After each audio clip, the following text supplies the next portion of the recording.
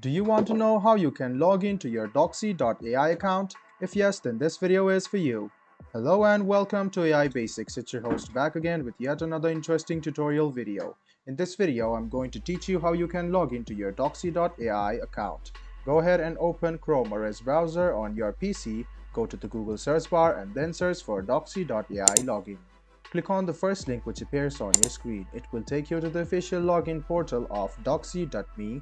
Go ahead and write down your email address and the password associated with that account.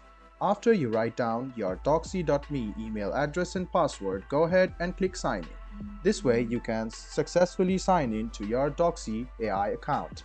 If you want to remember yourself the next time you want to log in, go ahead and click on this box which says remember me on this computer. In case you have forgotten your password, click on this link and you can recover your password back. If you don't have an account yet, go ahead and click sign up, which is over here. And if you want to skip this email process, go ahead and click login with Google and you can easily log into Doxy AI or Doxy.me with your Google account.